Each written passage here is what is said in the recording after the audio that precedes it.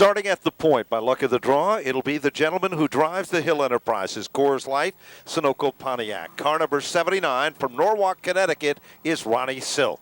Next door, the point leader in car number 4 from Ramsonville, New York, in the Mystic Missile Dodge, Chuck Hasfeld. Row number 2, the Ed Bennett Properties Chevrolet from Northampton, Pennsylvania. Car number 59 for Matt Hirschman. Then it will be car number 2 in the Whist Snuggle Ford from Ridgefield, Connecticut, Todd Zegedy. Defending race winner, car number 36, the Alley Installation Chevrolet, prepared by Brad LaFontaine from Plainville, Connecticut. Car number 36, Ted Christopher.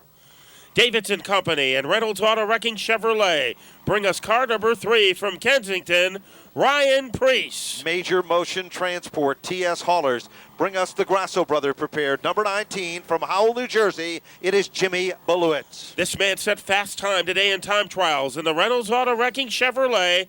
Car number 46 from Northampton, Pennsylvania, Eric Beers. Superior Oil Pine Hill Service brings us car number 21 from Canton, Massachusetts, Richard Savory. The Triple G Scaffold Services Chevrolet is next.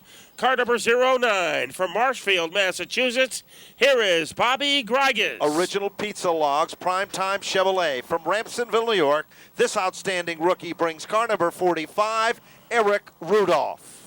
A third-year driver in the AARN.com, Cliff Nelson Chevrolet car from Hamilton, New Jersey, Danny Salmons. North End Auto Parts, Causes Central Auto, brings us car number 64. 13th starting position from Cronwell, Connecticut, Eric Burns. Perched next to him is car number 58 from Riverhead. Riverhead Building Supplies brings us a Chevrolet driven by Kevin Goodale. On August 8th, 2008, car number 8 will be the next starter. The Cypher Construction Twin Fork Chevrolet from Hampton Bay, Long Island, New York. Car number 8, the 8-ball for Glenn Tyler. This man already a winner in tonight's SK Modified feature, making his 2008 debut in car number 28. Ramar Hall and Genesis Shocks bring us Doug Kobe. Dolly's Auto Center, Sunoco Racing Fuels brings us the Pontiac. Car number 75. It'll start 17th on the grid for Carl Pastriak. Next to him in car number 10 from Southington and the Ron Bouchard Auto and Premier Kitchen Chevrolet, here is Ed Flumpke Jr. Reen Orthodontics brings us the Pep Boys Chevrolet. Outstanding rookie from Wilbraham, Massachusetts. Would you welcome car number 17 for Glenn Reen. The Lisbon Laser Beam will be next in the Dolly's Auto Center, Sunoco Chevrolet.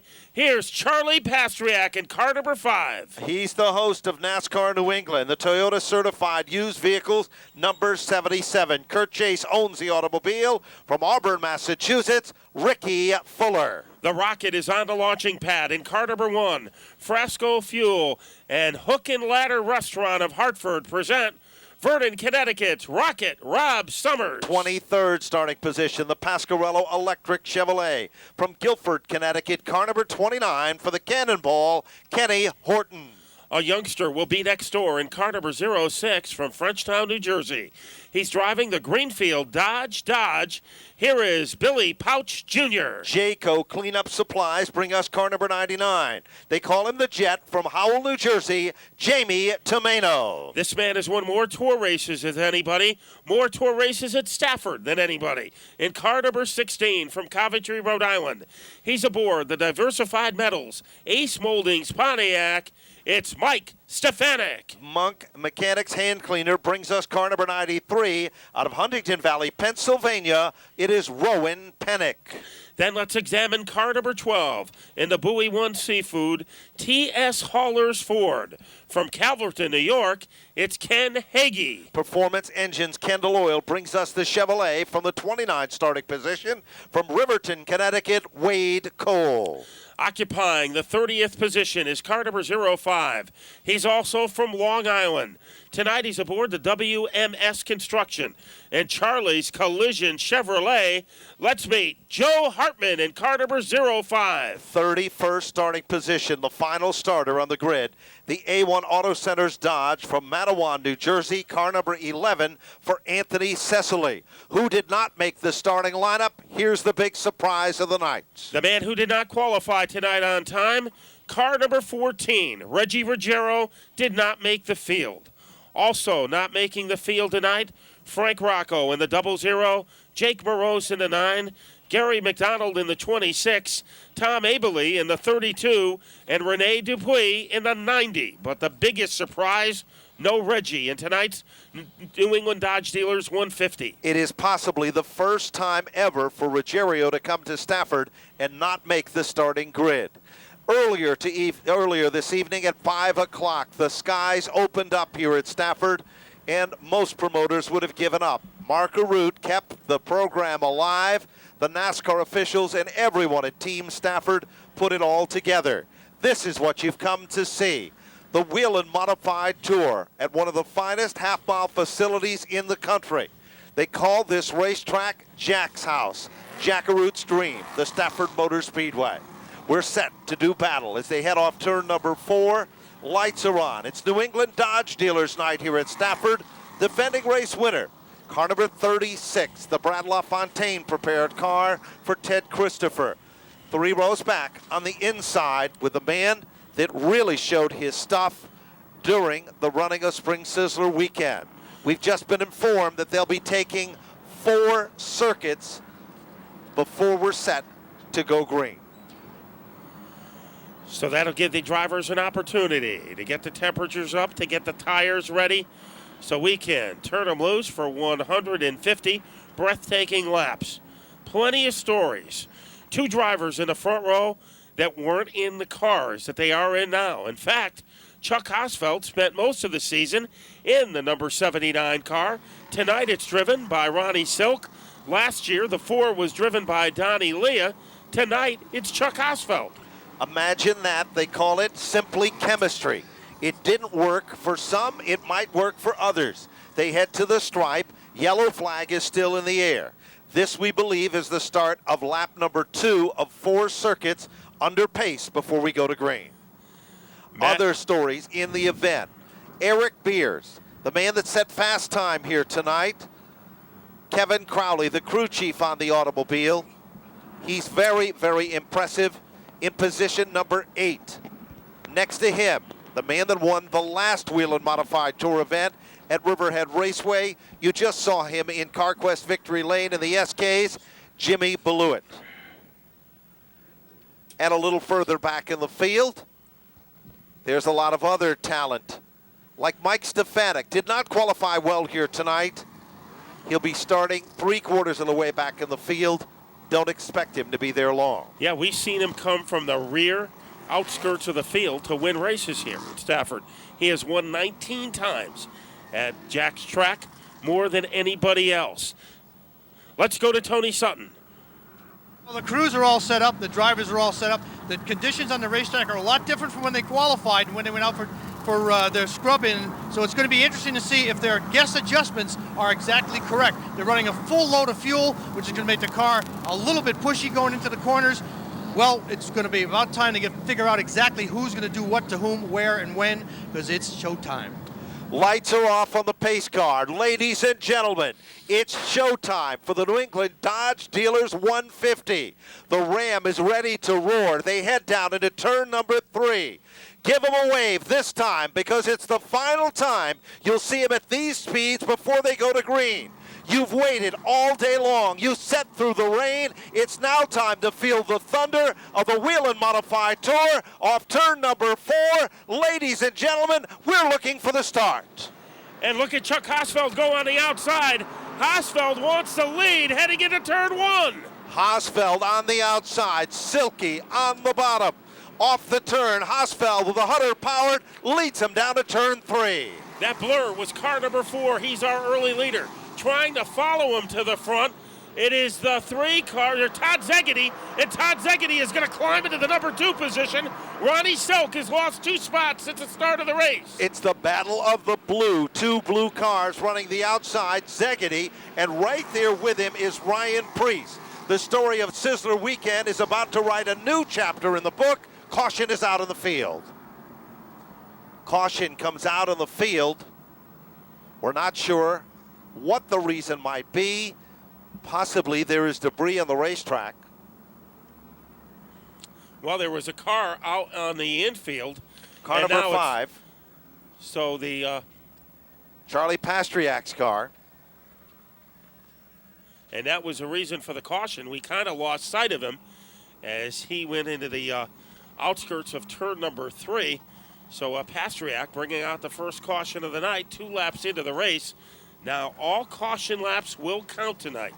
So the laps under yellow in this 150 lapper will count as we go to a man who always makes it count, Dean Mercier. Thank you, Matt. You're a race fan. You want to show your support for your favorite driver. Well, we have a chance for you to make your voice heard voting for the 2008 NASCAR Whelen Modified Tour Most Popular Driver, now available online. Go to NASCARHometracks.com, then click on the series page to vote for your favorite driver. Go online, make your vote count in this election year. Let's go back to Ben and Matt. Lights are still on the Dodge Pace car. Bring us up to speed, Matt. Well, on the opening lap, on the start, Chuck Hosfeld moved into the lead. On the second lap, Todd Szegedy moved into second. But I don't think that's a cause for alarm for Ronnie Silk, because if there's ever a tranquil guy in a frantic sport, it's Ronnie Silk, and he knows it's a long race. And I don't think he really cares who leads the first portion of laps. So even though Ronnie Silk is dropped 2 positions, Ben, I don't think he is worried about it at all. It's too early for that. Todd Szegedy on the outside of the front row now with the WIS tablets machine. Row number 3. Matt Hirschman and Eric Beers, fast time setter for tonight's event. Teddy Christopher right there with Bobby Grigas. And Pastriak in car number 5. Let's see if he tries to get back out onto the Speedway. And he will. So the 5 rejoining his pals at the rear of the field, but we're about ready for a restart. They'll be 5 laps into the race when they hit the line. The outside lane has been the fastest in the first handful of laps. Let's see what's going to happen this time when they come off turn 4. Picture perfect restart, Matt. Well, the outside looks quick again. Maybe that's because that's where Todd Szegedy is hanging out. Here comes Ryan Preece. We told you about the Battle of the Blue, and it is happening. But then there's a battle of yellow, and that is Hosfeld. And right there with him is Eric Beers. And now swooping into the number 3 spot safely is Ryan Preece. And Ronnie Silk settles into 4th. Ted Christopher lunges back. He was even with Beers, and now he falls all the way back to 7th. Look at Bobby Grigas going to the outside. He'll pick up the 5th spot, but then unfortunately has to back out of it just a bit. Hirschman is shuffled back about 4 positions here as Savory follows Christopher off turn 2. Jimmy Blewett right behind Hirschman gives him a punt. Back to the stripe. It is still Szegedy in command. Boy, if there were goalposts, I think Blewett would have kicked a field goal. That was a pretty severe blow. Trouble Here down comes at turn 1. Mike Stefanik was sideways, somehow gathered it back. Horton is running. We are still under green. And Christopher was able to get underneath Eric Beers. Now he is attacking Bobby Grigas. So that's a pretty interesting battle. Here comes Ronnie Silk underneath Ryan Preece. Not enough energy to complete the mission. Preece has a ton of horsepower, and it just showed. Ronnie Silk is faster in the turns, but not as fast down the straightaway. A little further back in the field. Blewett is being pressured by Burt. Here comes Christopher and Grigas in the bid for position number 5. It looked like Christopher had room, decided to wait. Eric Beers is right there in car number 46. And right behind Beers is Savory, another one of those underrated drivers who has a chance tonight. Good battle right there. Look at Hosfeld. He just kind of reels in as if he's fishing at a pond, and the big fish is Szegedy. That's a shark, I think, in car number 2, as he is able to swim away. Grigas gets shuffled back. Here comes Savory with a power move. Richard Savory underneath Grigas. Grigas went from the 5th spot to the 10th spot in 2 turns on the racetrack. Well, Szegedy able to pad his lead. The best battle, third and fourth, Ronnie Silk. He is wreaking havoc on the back bumper of the Ryan Priest car. Pretty much single file the order for a while as things start to settle in. Meanwhile, at the bottom of the top 10, Eddie Flemke is showing a little muscle there. But a challenge is about to take place for the third and the fourth spot as they come back to the stripe. A good job being done by Eric Burt as he is in the top 12. At the front of the field, a little nudge between the 3 and the 79. Steel cage racing between Priest and Silk. That almost cost Teddy Christopher a position or two. Look like Rock'em Sock'em race cars. Leader is still Szegedy. 16 laps up on the board. Here comes Flemke down underneath Burnt. That's a battle for the 15th spot. And a nice smooth pass by Flemke to finish the move. Now the 45 of Rudolph approaches the Bulldog in car number 64. A little frantic battle between Grigas and Matt Hirschman. That is the closest battle in the upper echelon of cars. Back towards the front. Christopher still being hunted down by Beers, and that's the battle for the 5th spot.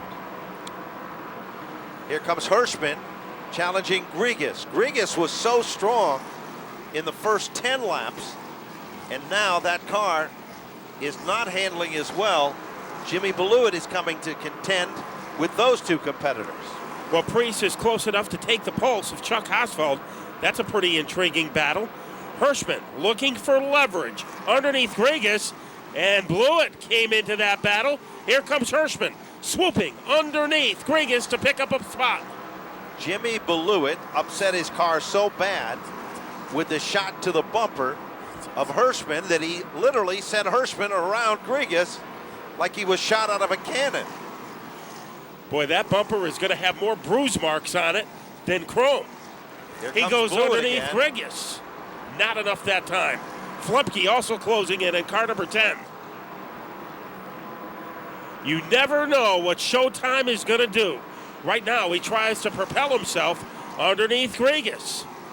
So Grigas is on the move against Matt Hirschman. And here comes Blewett making a power move. Not enough power, however. Flemke is now moving in with that pack of cars. Here comes Beluit. He got a wheel down underneath Grigas, but Grigas gets the bite off the turn and pulls back into line.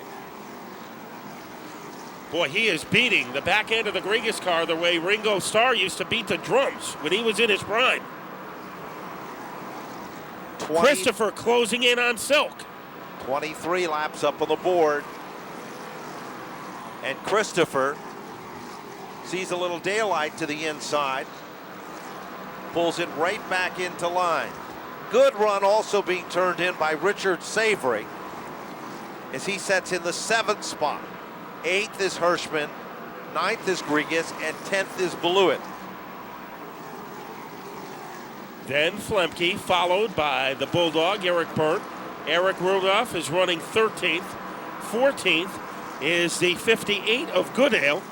And a good battle for the 15th position. Danny Salmons in the middle of that in car number 0. But at the front, it has been Todd Szegedy. Look at Christopher. He has taken over the 4th spot with a power move, and with him comes Eric Beers.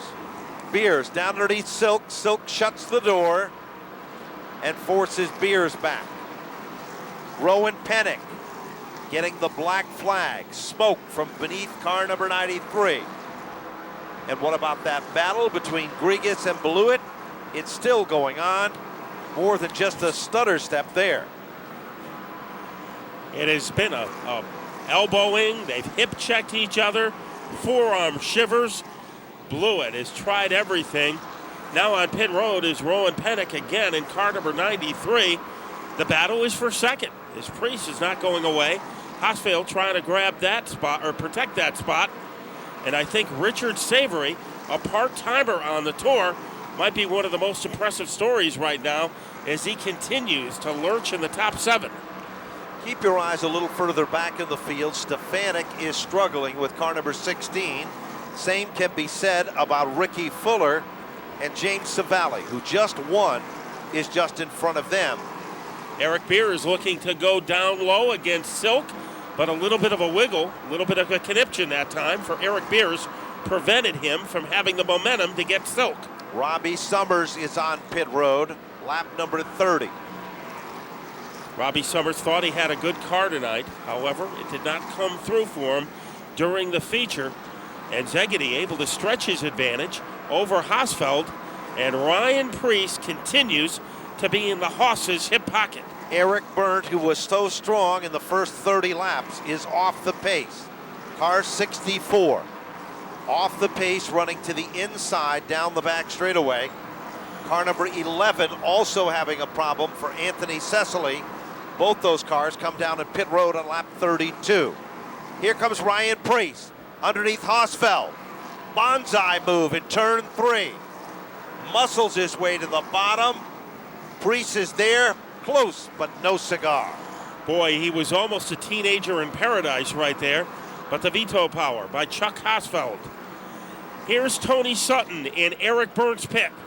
When they're pulling the hood off the car is skipping. They're trying to figure out if the wire has come off. He lost power mid-turn, so he's come into the pits. They're checking all the wires on the distributor. Now they're checking the wires on the plugs. They don't see anything wrong.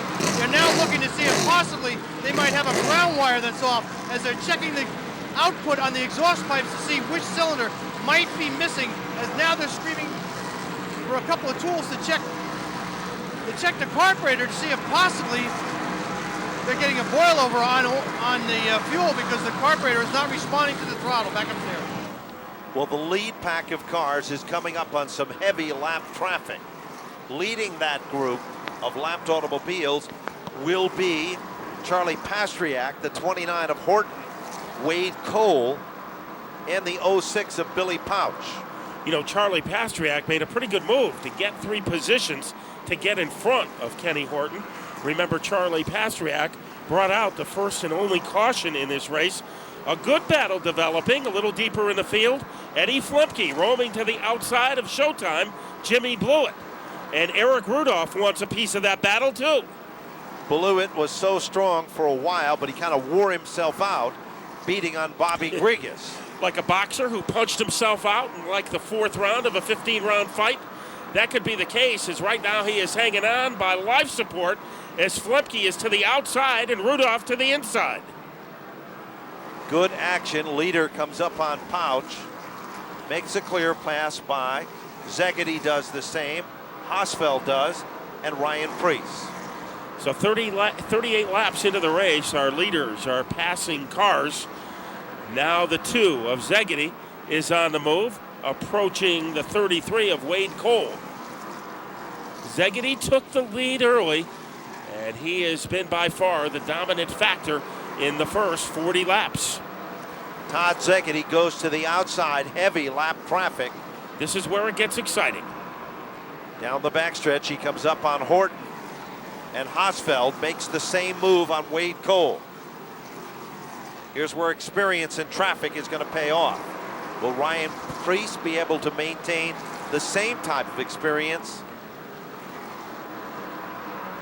Well, Szegedy making it look easy, like Betsy Ross, as he threads his way through the lap traffic. Might be a little more difficult as he comes out of turn number 4. As the 12 of Ken Hagee is the next obstacle he's going to have to dance around. As they are racing hard in front of him, which makes it more difficult for Todd Szegedy, and an advantage for Hausfeld as he is able to close up the gap. Leader up on heavy traffic off turn number 4. Hagee not giving him room. Passing flag was given, but nobody seems to honor or respect that flag. And this is not what Szegedy was looking for. As he still has to get around Ken Hagee, and look at Hausfeld. He is close enough to do chin-ups on the spoiler after being down by about the length of an ironing board. Hausfeld has reeled him in. Szegedy goes around the final car that'll now give him clean racetrack up ahead. Szegedy still in command.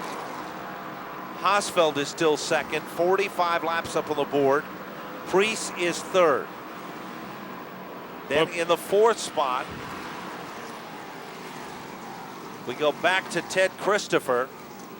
And following Christopher, it's Ronnie Silk. And rounding out the top 5 is Eric Beers. Boy, but that was a lot of hard work for Todd Szegedy, wasn't it? To get around that 3-car cluster of lap traffic. And Hausfeld was able to take advantage of that, but only momentarily, as Szegedy starts to pull away again.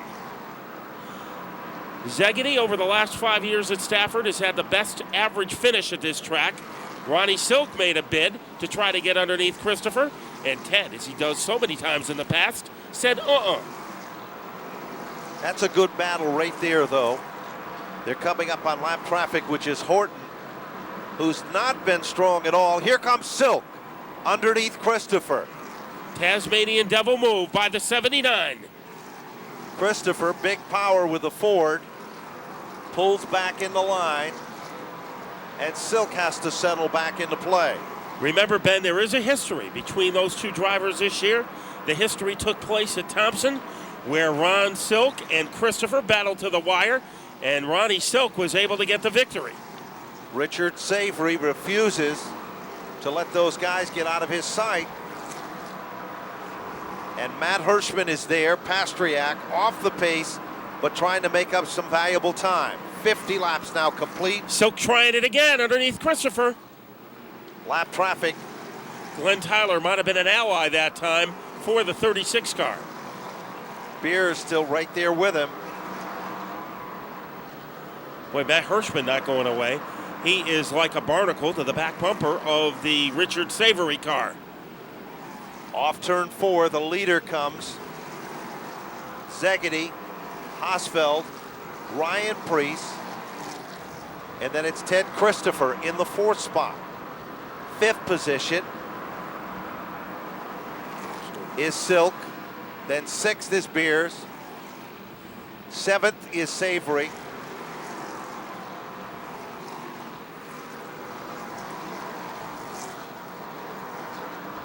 Then Matt Hirschman is in 8th. 9th is Grigas, and 10th is Flemke. Trouble now. Christopher's car goes up in smoke. Christopher's car. Puffs of huge puff of blue-gray smoke. That is not what Christopher wanted to have happen here. Remember, he is second in the Whelen point standings, and right now he is on pit road, and if he comes out, he is going to be laps down. Ted Christopher's car goes up in smoke like an old Cheech and Chong movie.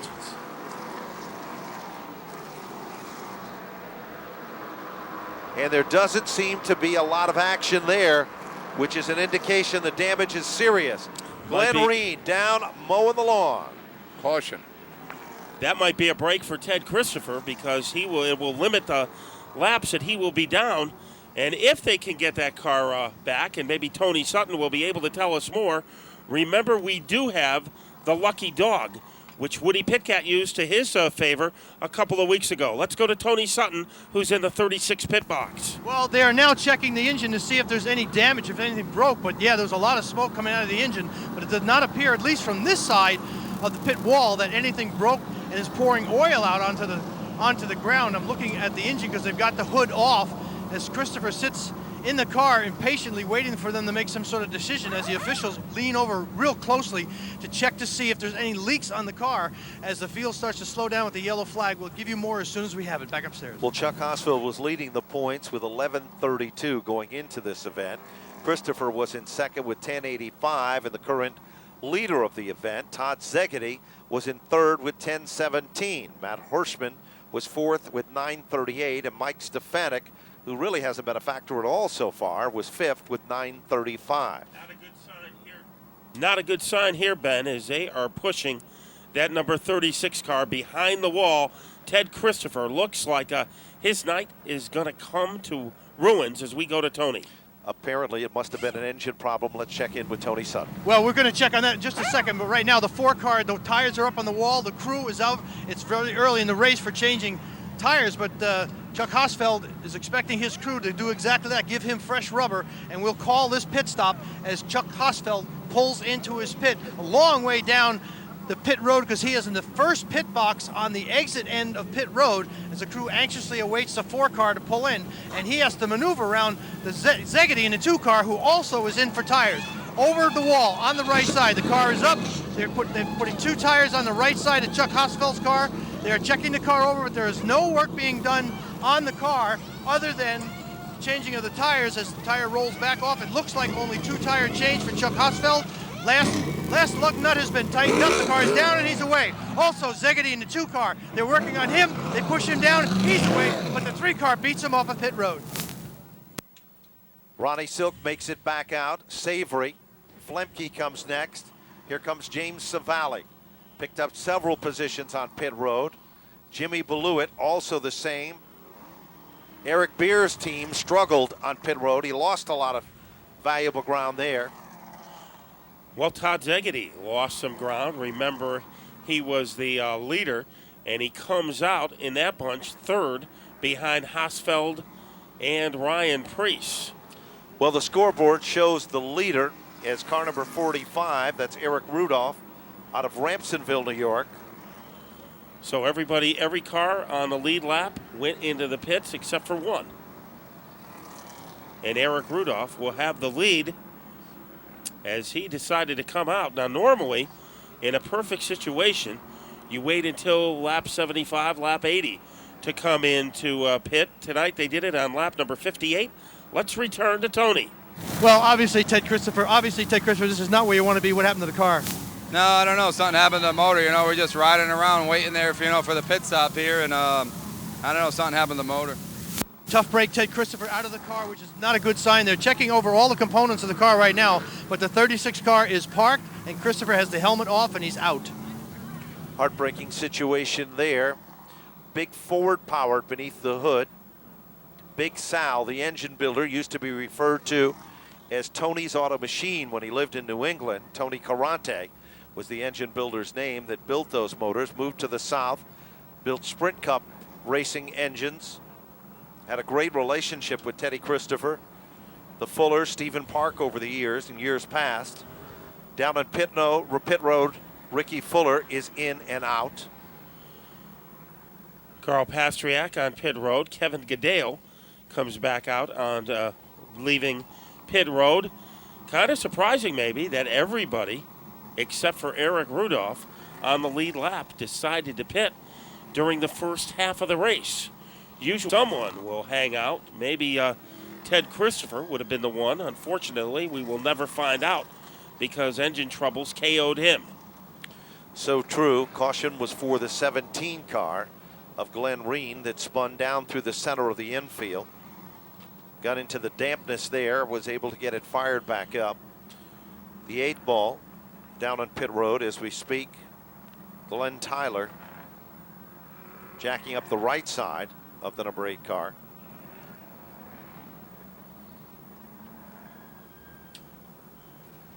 And he'll make it back out, fall into place as well. Glenn does have, however, 3 of the most loyal fans on the Whelen Tour. His family, hoping that he can pick up some positions now that he's back out onto the Speedway. Chuck Hosfeld, the winner on pit road, got there second, came out first. Zegedy has been the class of the field so far. He took over the lead very early in the race, and the only time that lead was in jeopardy was when he struggled to get through lap traffic. That's when Hosfeld made a run at him, but as soon as the lap traffic cleared, Zegedy was back on easy street. Definitely was. There's no question about that. It is interesting that Hosfeld was able, with a quick move to the pits, to move into second. Let's go down on pit road. Well, Zegedy's team has decided to change tires. They say the tires are fine. Change them up, get a little more forward bite in the machine. He's running so far. He's running good on the track. He's also going to hopefully pick up more positions and probably find himself in CarQuest victory lane. Back to you guys. 62 now shows up on the board in this 150 lap event, brought to you by the New England Dodge dealers.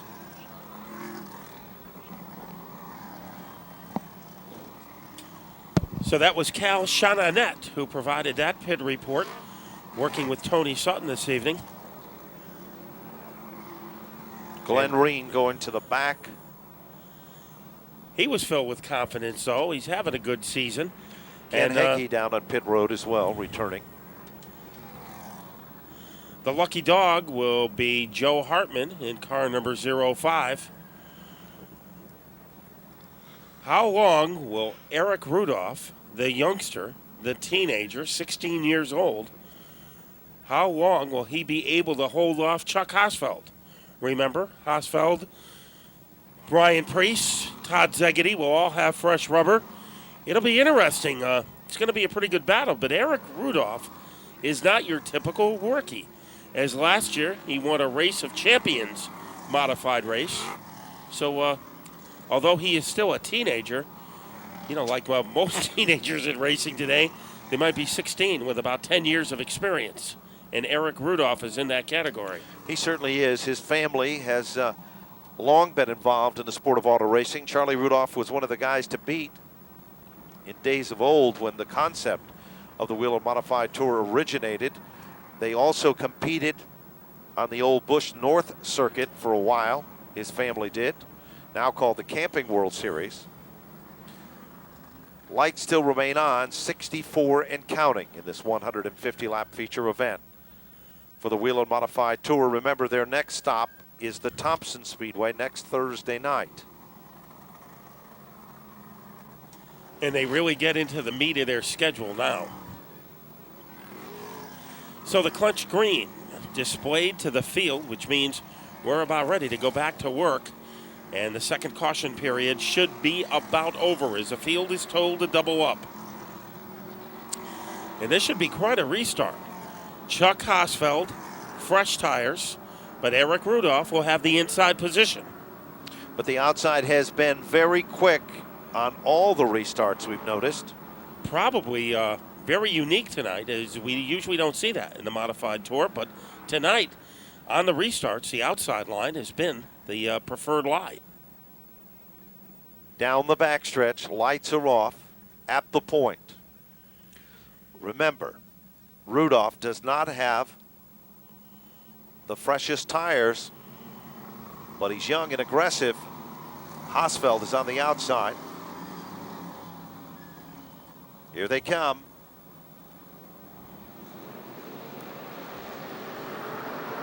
Pretty smooth by Rudolph. Here comes Hosfeld trying to waltz his way to the outside. Rudolph is able to hold him off. Look at Ryan Priest. Dabbled a bit down to the inside. Wow, what a move.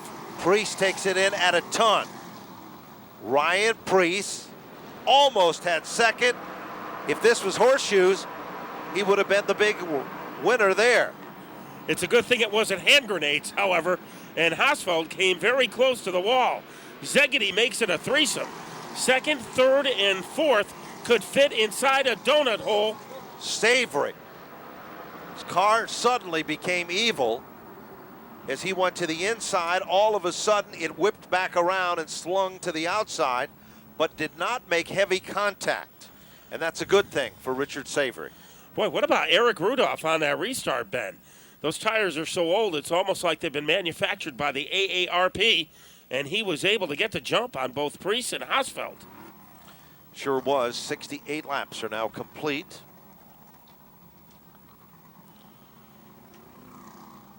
And we'll take a look at the replay, see if we can figure this one out. We've heard that the one car of Summers had a power steering problem.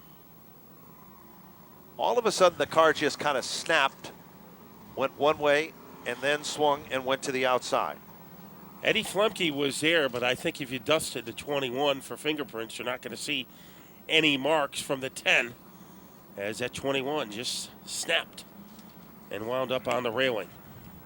We are 6 laps shy of the halfway marker.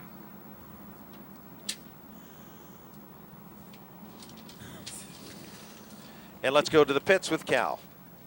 Well, the 21 machine was going to come down pit road. He actually missed it. He didn't come down yet. But the crew is up on the wall for the 21 Superior Oil machine. Looks like nothing so far, but they do have the jack out, and Well, nothing right now, but that is what we have. The car should be coming around pit road this time. We got the 45 pit board out. We can also see the machine coming down pit road. We have the 45 of Eric Rudolph, but right now we're waiting the 21. But let's get that 45 machine while we're at it. The 45 of Eric Rudolph down here in pit road. 2 tires, right side, and looks like a right rear and a left rear for Eric Rudolph. The Primetime Motorsports number 45 going to make a 2-tire change, and it looks like a right front and a left rear rather. And they're going to go back upstairs, guys.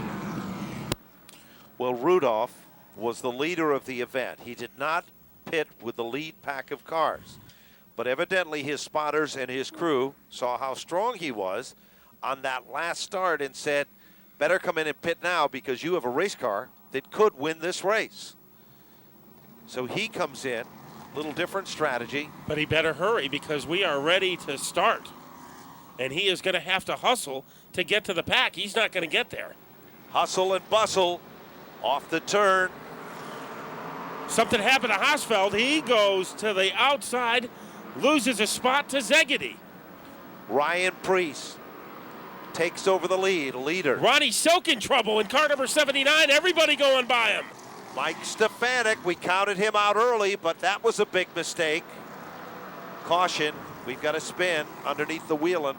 All-American Series sign to the bottom of turn 3. The man who was number 05. The man who was backpedaling, Ben, was Ronnie Silk, as he lost some positions in our 4th caution.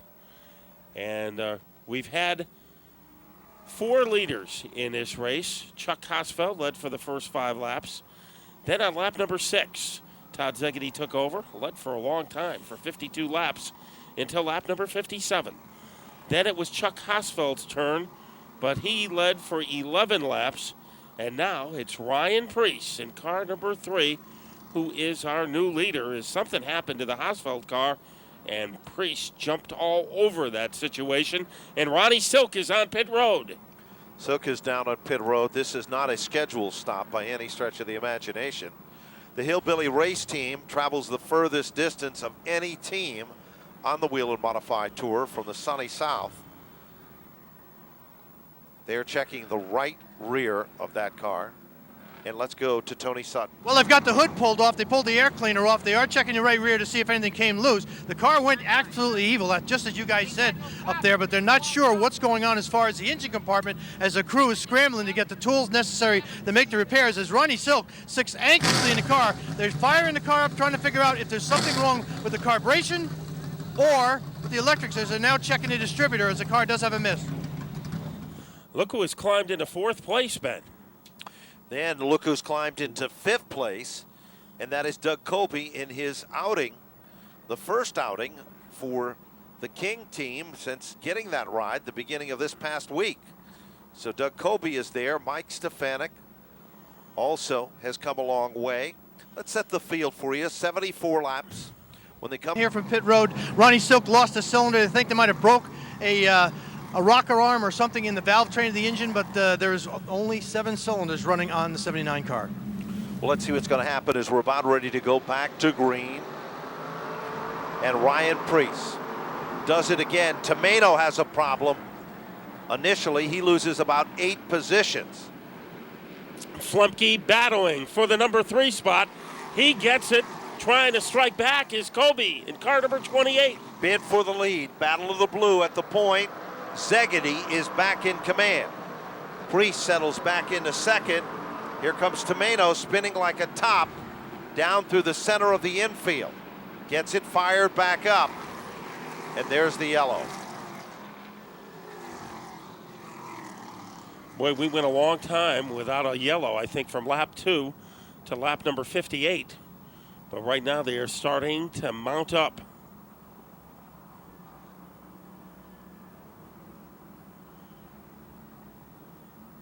And the new leader, actually in the lead for the 2nd time tonight, is Todd Szegedy, going for his 13th career win. And in the last 5 years here at Stafford in the Tour races, he has led the 2nd most amount of laps. Only Ted Christopher has led more laps. And he has the best average finish. So I think you'd have to say, Ben, that Stafford Motor Speedway is one of Todd Zegedy's most effective tracks. There's no question about that. He has been very consistent, as you pointed out.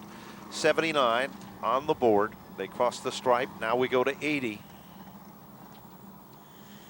And Glenn Tyler will be getting the free pass this time. Known to most fans as the lucky dog.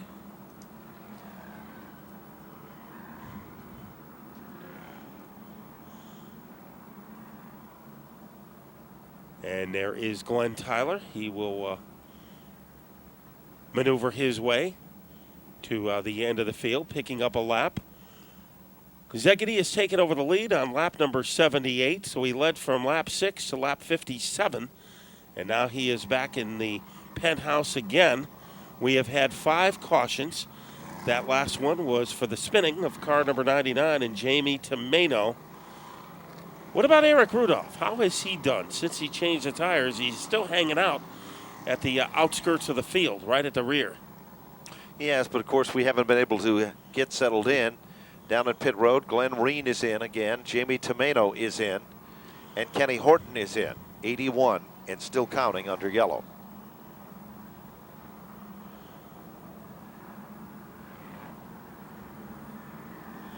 Now,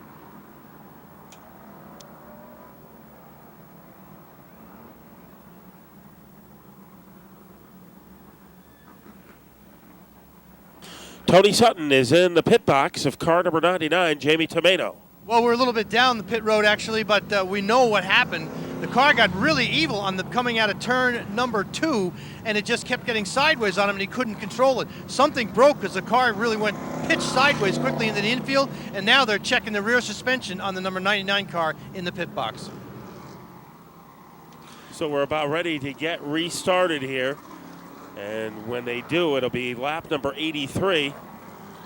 And we had a pretty interesting battle shaping up. And you got the young guy in Ryan Preece. You got the old guy in his 50s, Eddie Flemke. In between those two guys are young veterans, Todd Zegedy and Chuck Hosfeld. And they're all assembled at the front of the field. You got Doug Colby, his first time behind the wheel, in car number 28. And who is next door to him? A man who is front bumper has taken some abuse tonight.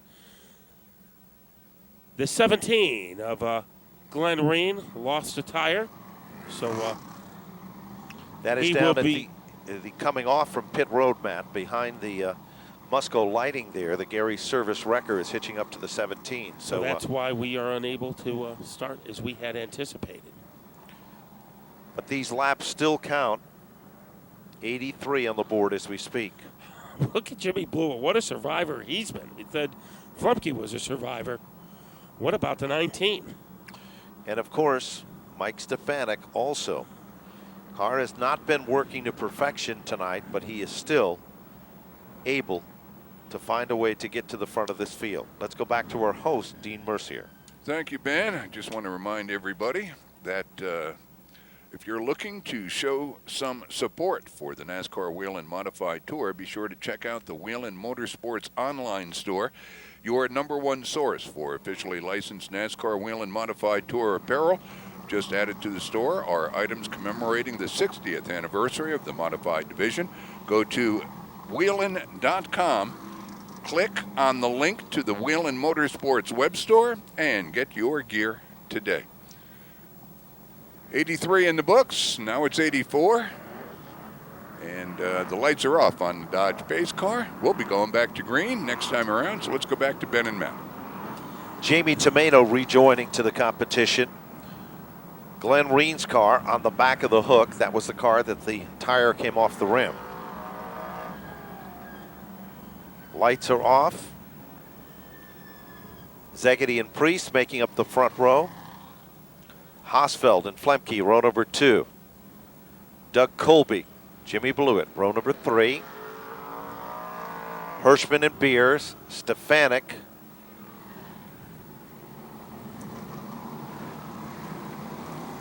Let's see what's going to happen. We are ready to raise the curtain one more time. Zegedy back out in front Let's see what kind of getaway he gets. It's Brian Priest, who is able to breeze his way to the lead. Priest ran so strong in that last restart. Flemke moved to third. And look at Blewett. For a while he was drifting backwards, but they got the right tires and the right setup. The Grasso boys have done their homework, and it shows. Now he is ready to torment the back bumper of the 4-car of Chuck Hosfeld. Here comes Savali underneath Blewett. So Doug Colby trying to make that dive bomb move, and it did not work. Meanwhile, to the top side. Boy, a 2-car breakaway between Priest and Todd Szegedy. Goodale is a big factor. Oh, Hosfeld looking to go underneath Eddie Flemke. Battle for third. And he is able to crank it up, and Hosfeld is in third, trampolining underneath the 10 of Eddie Flemke. They are almost 3 wide, a little further back from that. Kevin Goodale turning in the run of his career. Doug Colby still hunting down Jimmy Blewett. Eric Beers moving up in car number 46. Off turn 4, back to the line. And now Beers is starting to be shuffled further back in the field. Kevin Goodale is running very strong. Mike Stefanik has invaded the top 10. Danny Salmons in the wings. Haven't mentioned him during the first 90. But at this stage of the race, Ben, it looks like the class of the field is right at the front between Ryan Priest and Todd Szegedy. And could Ryan Priest be the youngest man to ever win a Whelen Modified Tour race?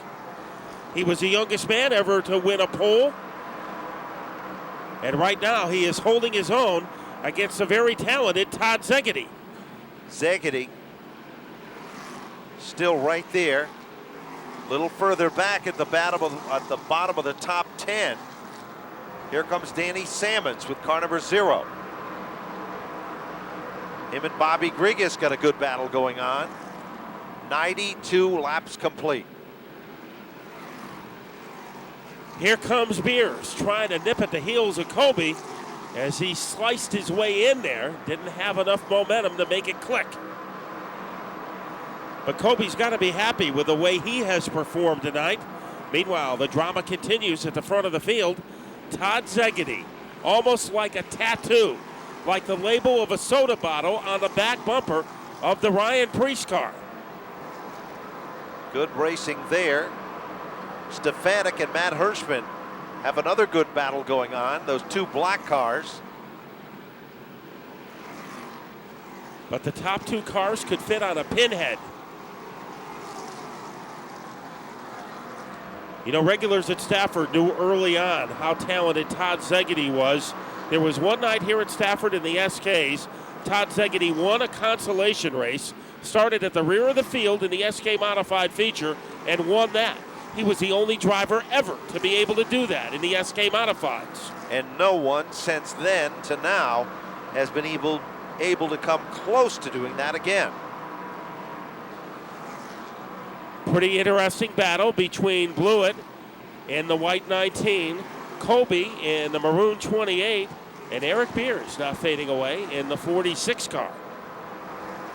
You know, the question is, are those 2 cars at the front of the field, are they running all out? Or are they just running as fast as they need to put some distance between themselves and Hosfeld? Little further back, now moving into the top 15 is the Rudolph car. Ricky Fuller is in front of him. Richard Savory has also recovered from that early spin. Here comes Blewett battling with Flemke. That's the battle for 4th. Blewett looks to the outside. Doug Colby is there watching. Blewett changes his lane, goes from the bottom back to the top side. Blewett likes to execute that slingshot move as well as anyone, and here he comes, trying to get underneath Flemke. He's pulled even, he's pulled ahead. Blewett moves into the 4th spot. Remember, he won last Saturday at Riverhead Raceway. Now here comes Szegedy all over the 3 car of Ryan Priest. 49 laps to go when they cross the line in the New England Dodge Dealers 150. The Blue Crew continues to dominate the front of the field. Ryan Preece, the teenager, holding off Todd Szegedy. Chuck Hosfeld still in contention, but you wonder when Todd Szegedy is really going to turn it loose. Good racing at the point. Equally as impressive are several mini bouts back in the middle of the pack as Danny Sammons pulls out of line and applies some pressure to Mike Stefanik. Szegedy in deep, makes contact and spins. Trouble now. Also involved is Kenny Horton. We're not sure if something broke on Bobby Grigas' car because it became evil when it went down into turn number 3. Caution comes out on lap number 103 in the 150. And that caution is for Bobby Grigas with the 09 car and Kenny Horton. We'll go back to our host, Dean Mercier. Okay, thank you, Ben. I do want to remind everybody of the following.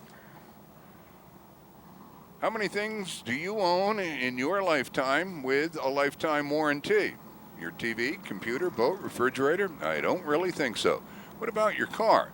Well, it will if you buy a new Dodge. That's right, a lifetime powertrain warranty plus $299 gas guarantee on a new Dodge vehicle, the best in the business. Remember, once you own a Dodge, sign up for the Dodge Owner Bonus Motorsports membership, which gets you a free hat and tee. Opportunities for free race tickets, hospitality, team merchandise discounts, and a 10% parts and service discount. For full information on the lifetime powertrain warranty, $299 gas guarantee, and the hottest seats in America, visit your New England Dodge dealer for all the details. For Dodge owners to sign up on the Motorsports program, visit your local dealer and check off the membership box on the super discount coupon, or grab your membership card the next time you visit their Motorsports trailer on the Upper Midway this evening. All this is made available by your New England Dodge dealers. For up-to-date information on all programs, go to newenglanddodge.com.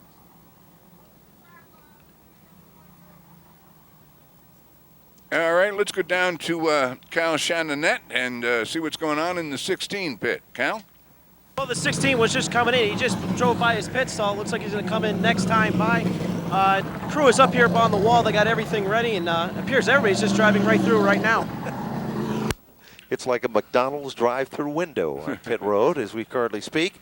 The reason for that is simply that the Super Clean safety team is down there re-preparing the racing surface.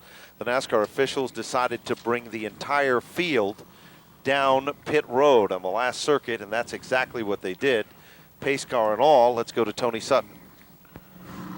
Well, I just talked to the crew chief of Ryan Preece, driver of the 3 car, and I said, what's he saying? And he said, well, we're just hanging in there trying to finish the race. The car is good, but we don't know if it's going to be good enough on the restarts. He said, that's going to be where the key is, the restarts for Ryan Preece in the 3 car. And as everyone knows, Todd Szegedy is a monster on restarts. And tonight, one of the rare times, Dean, at Stafford, where it's almost more advantageous to be on the outside on a double file restart than it is to be on the inside. Really?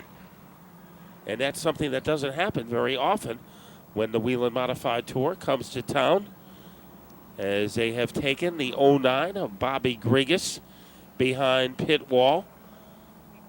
So when we return, it is going to be a drag race between Ryan Preece, Todd Szegedy, Billy Pauch. You see him go ahead of the 3 car. That's because he has been given the free pass. That is correct. He'll pick up at the rear of the field. So 106 up on the board. Still working on the racing surface itself. These laps do count.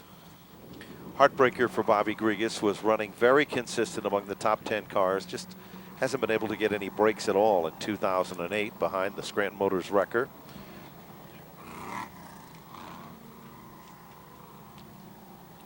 So work still continues by the Super Clean safety team. 107 has just clicked off. As we speak, we'll go back to Dean Mercier. Dean? Whelen Engineering has designed and manufactured safety, lighting, and warning products for over half a century in their Chester, Connecticut and Charleston, New Hampshire facilities. Watch for their lights on pace cars and racetrack support vehicles around the country. All Whelen products are proudly made right here in the U.S. of A. Conditions look good. Lights still remain on. When you see those lights on the pace car from Whelen Engineering go out, then that's an indication that we're going to be going green the next time by. The leader is the 3 car, Brian Preece. Kind of interesting. Preece, we've talked about it many, many times, is the grandson of Bob Judkins, who started the Pinto Revolution. His dad raced at the old Riverside Park Speedway in the Pro Stocks, had a lot of success there. Brian, like a lot of the drivers, came up through quarter midget racing. And his dad decided to take him on the road. In the state of Connecticut, the motor vehicle department controlled auto racing for quite some time. And unless you were 16 years of age, like the rules on the street, you could not compete. So the Preece family decided to take their 13-year-old to states that competed with modifieds that didn't have a regulation of that type. And obviously it has paid off because Preece has learned his homework, and he's learned it exceptionally well. So he was in behind the wheel of a modified when he was 13? Running the ROC circuit in upstate New York, running in Florida during the World Series of Speedway Racing. He's done it all in a very short time with a tremendous amount of success. Let's see what he can do. This restart could go a long way in deciding the race. Ryan Preece trying to rock it. Here comes Szegedy. Szegedy boogieing his way to the outside. Blewett has moved into the 3rd spot. Flemke is about to give Doug Colby a run for the money. Here's the battle of the blue. At the point again is now Szegedy. Goes to the outside, can't do it. Preece strips up the racetrack. Here comes Jimmy, Mr. Showtime. He almost had an opening as Szegedy went high, and nipping at his heels is Jimmy Blewett. So the top 3 can fit inside a birdcage.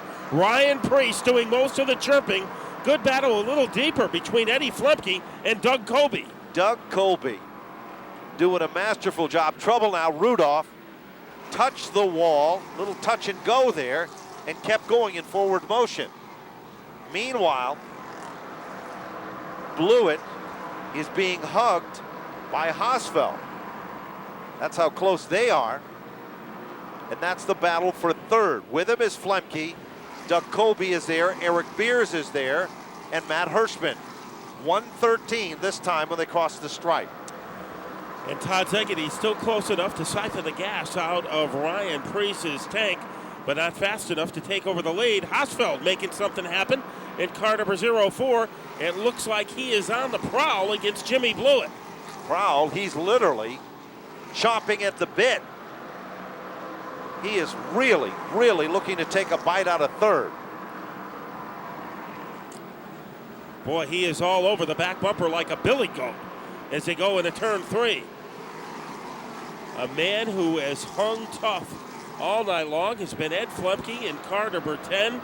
Colby has been there, Eric Beers, Matt Hirschman, but by far the 2 fastest have been the combination of Ryan Preece and the 2003 champion Todd Szegedy.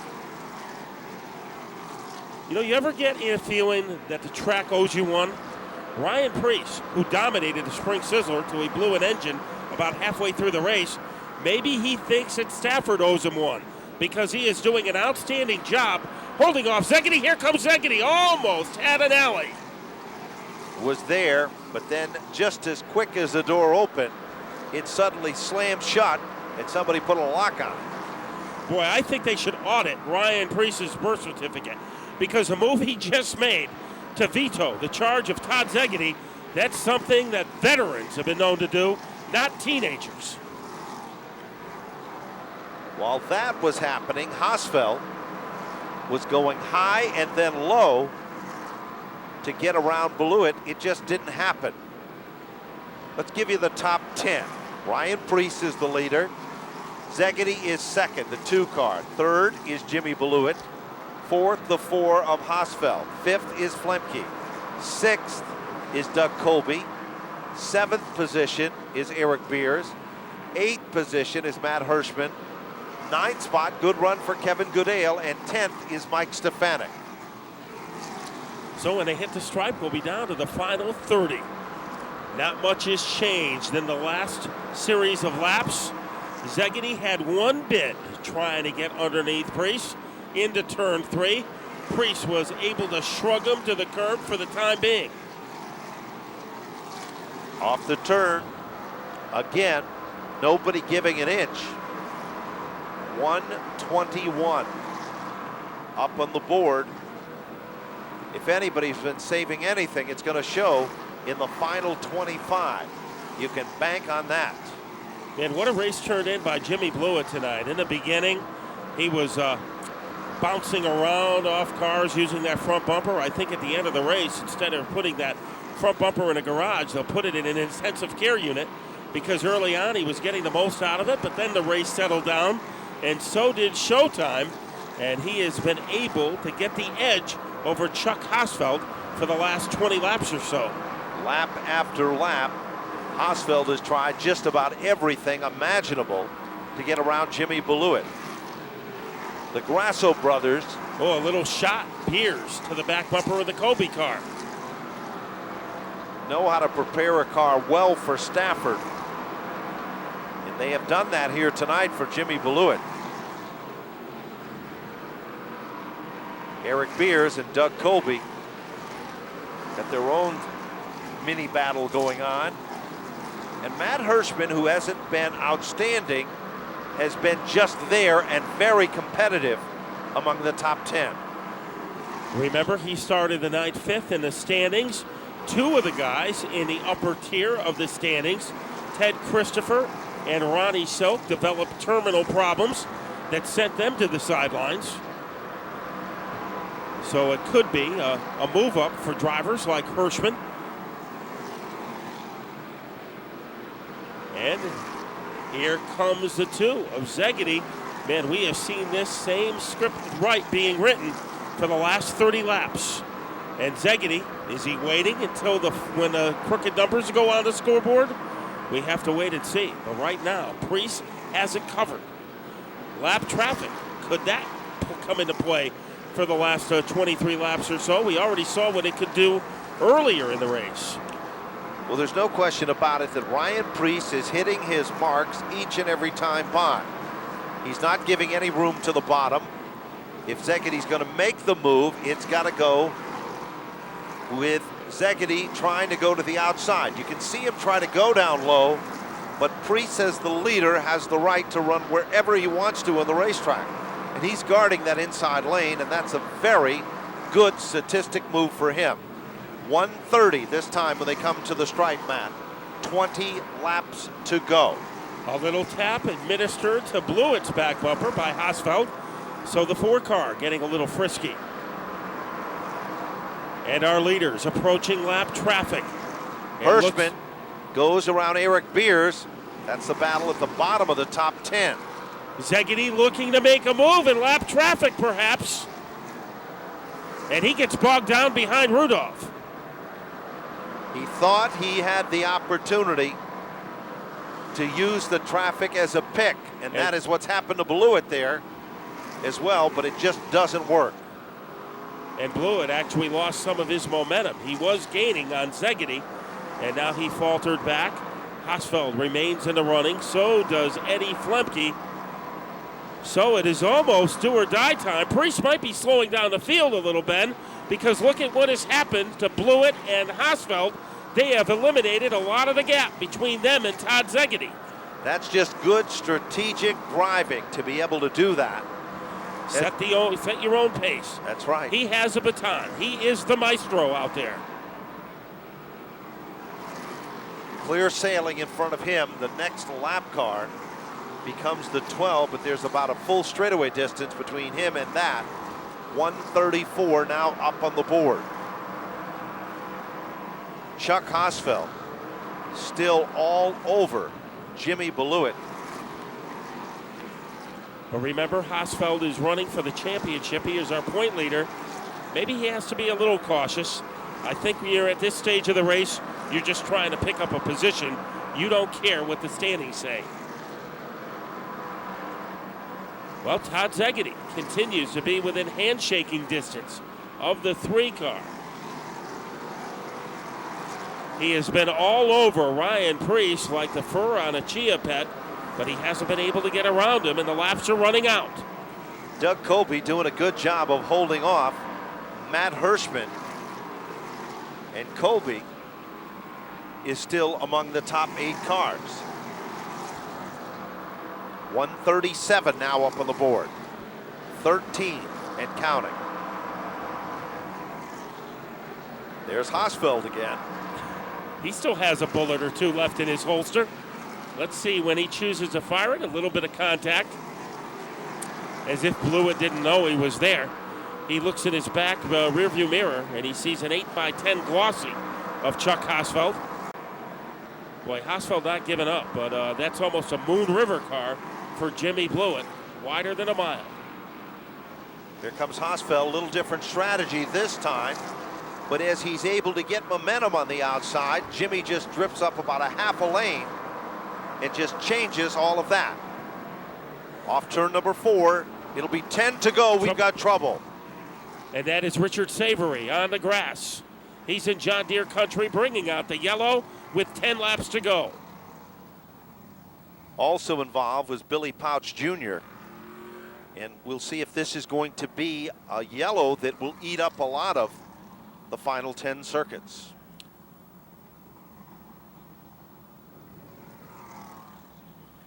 So with 140 up on the board, with 10 laps remaining and counting, car number 3, Ryan Preece is the leader. Todd Szegedy, the Deuce, the Wiss Tablets machine, is running in second. Then it's the TS Haulers, George Beers-owned race car for Jimmy Blewett, car number 19 in the 3rd spot. 4th, Bob Garbarino's number 4 for Chuck Hosfeld. Then it is Eddie Flemke in the 5th spot. 6th, great run for Doug Colby. 7th, Matt Hirschman. 8th, Eric Beers. 9th, great run for Kevin Goodale. And rounding out the top 10, Mighty Mike Stefanik. Rudolph will be getting the free pass, and the question is, when will the track be ready? And, well, Szegedy, he only has to make 1 pass. And sometimes the best time to do that is on the last lap, then you don't have to worry about any retaliation. The Super Clean safety team checks things out down in turn number 1. Pit road is open. The green flag is out there. Could we see history tonight, Ben? The youngest person ever to win a Whelen Modified Tour race could have happened in Ryan Preece's home state. A man from Kensington, Connecticut. Still in high school, this youngster, when the kids go back to school. Xavier High School in Middletown is where he goes. And it used to be the most famous graduate of Xavier High School, at least if you're a sports fan, was Jeff Bagwell, who had a Hall of Fame career for the Houston Astros. But the way this kid is going, eventually he might take over the top spot, because what a clinic he has put on today. I think the turning point of the race came maybe on lap number 100, Ben, when Szegedy tried to go underneath Preece, maybe not so much to take the lead, but an effort maybe to rattle his cage to shake him up, and the kid just didn't fold under the pressure. It was as an impressive move that we have seen. Sure was. The clenched yellow flag from the starter stand, an indication that next time we should be ready to go green. Billy Pouch was one of the cars involved in that jingle. You can see the sheet metal damage done to the back end of that race car that brought out the yellow. 143, 7 laps and counting.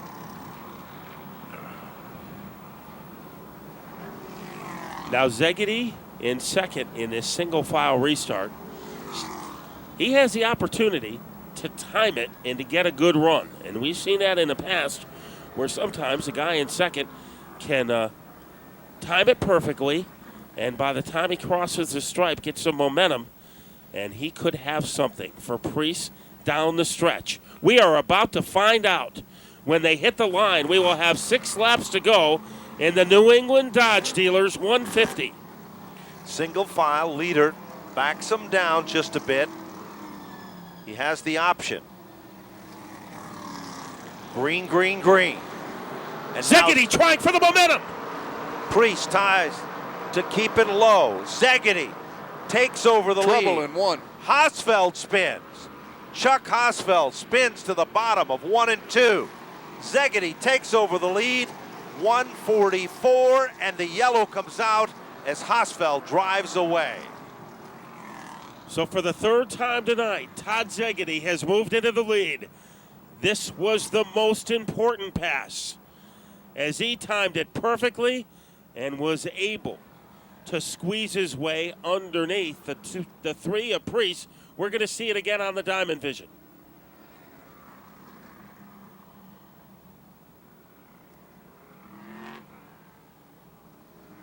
Looked like the 2 cars touched in the turn, and that sent Hosfeld around.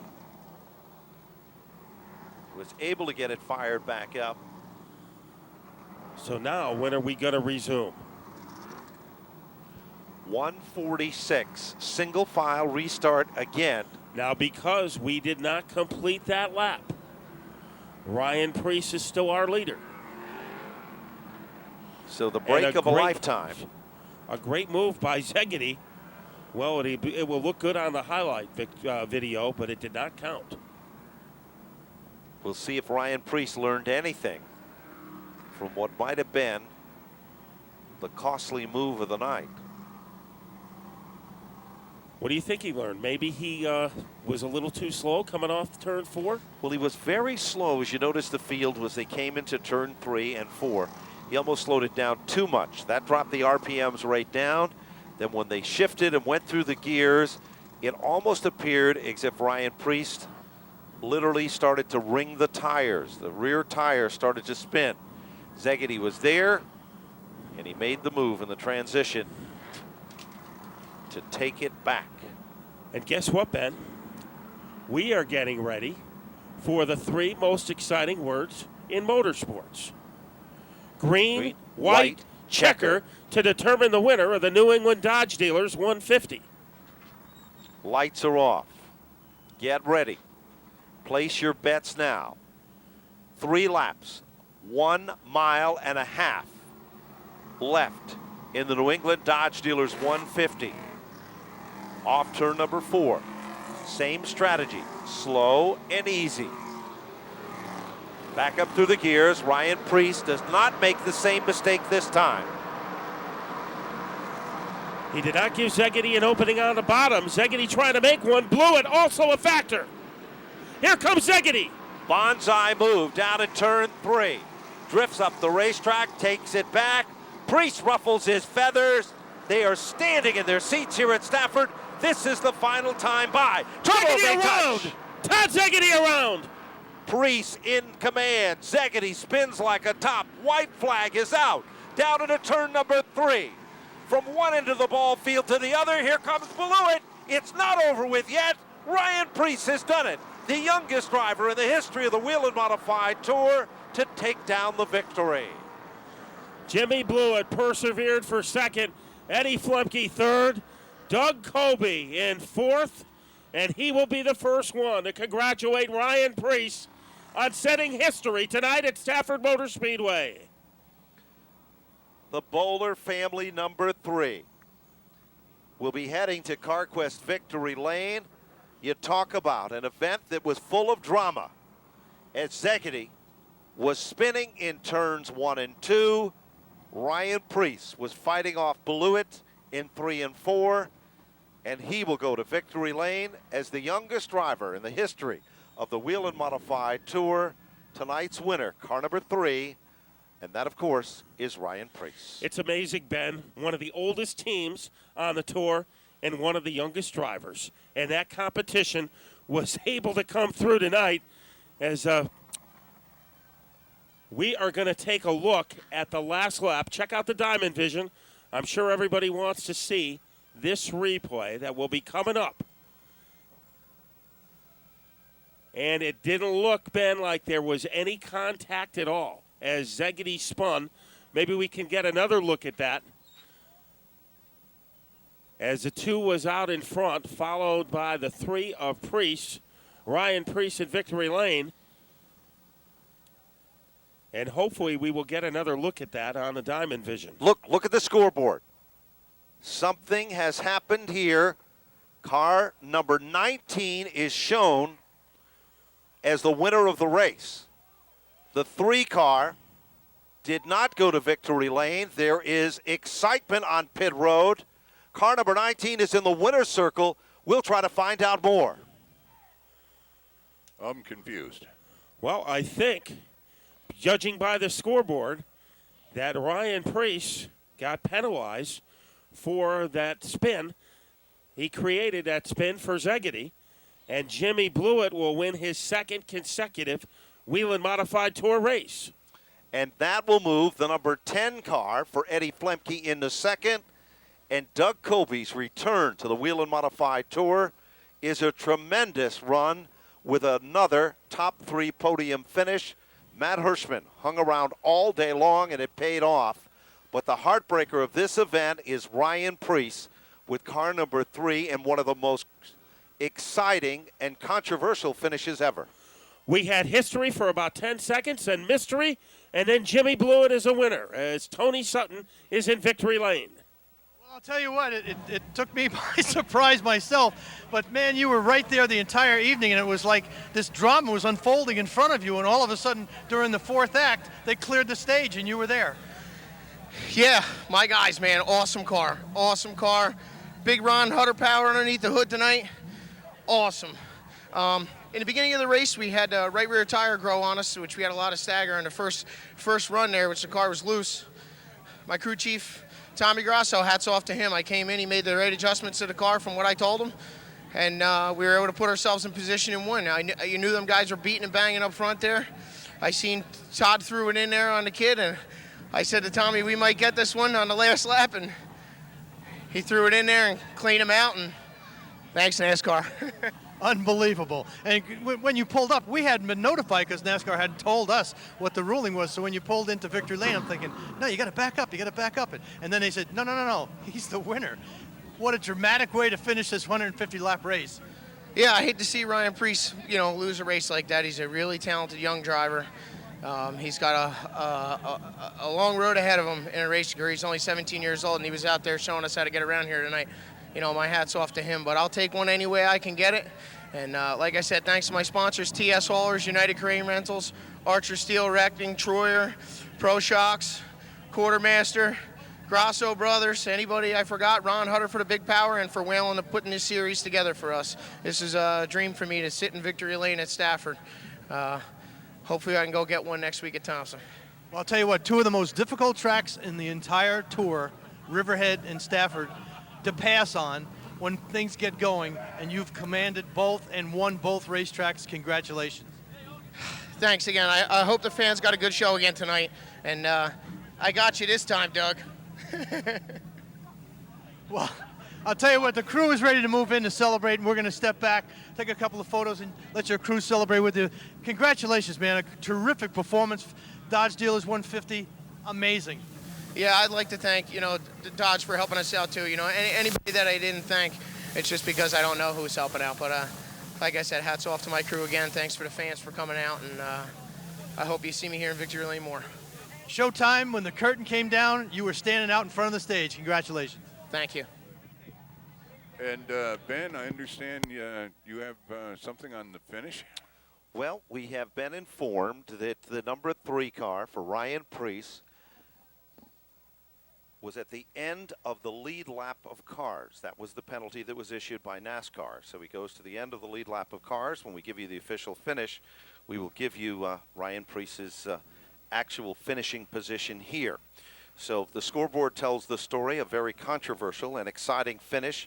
Comes down to the wire. The youngest winner in the history of the Whelen Modified Tour comes up a little bit short. Showtime. Jimmy Blewett makes it back-to-back victories in a row. Eddie Flemke is your 2nd place finisher. And again, congratulations to Doug Colby for a top 3 podium finish. Of Great run for the King family. Let's go to Tony Sutton.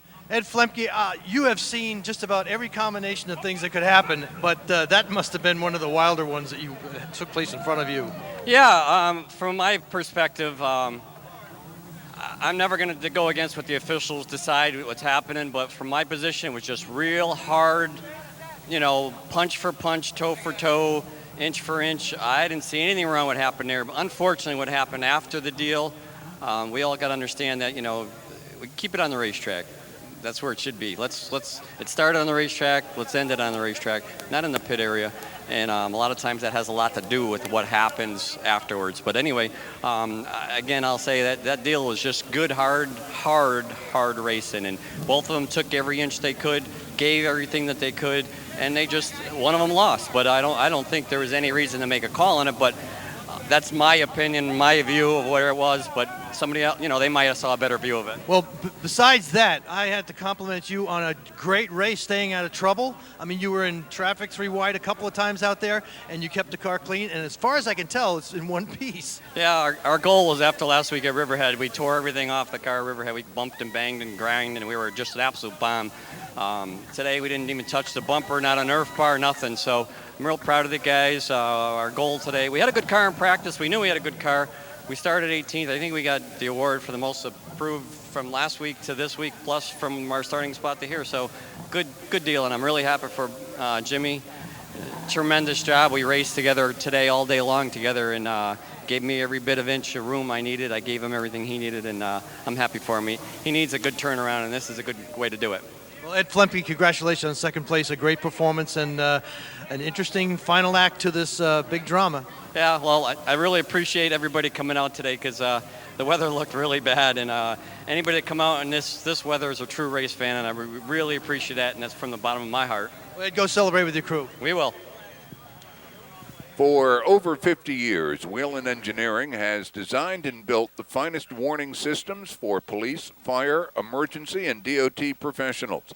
Their state-of-the-art electronic outdoor warning sirens provide a high-powered voice and siren notification of disasters to the public in countries all around the world. Corporate aircraft have seen the benefit of their LED lighting innovations and more reliable and effective aviation lighting. They are proud of products made in America, and they are delighted to see their lights used on racetracks all over the country. Back down to CarQuest Victory Lane and Tony Sutton. Well, Doug Colby, an interesting drama that played out there, but you were strong all night long. Your car was in the hunt. You were near the front. You could see him. You just couldn't get past a few of those guys that they wound up parking themselves.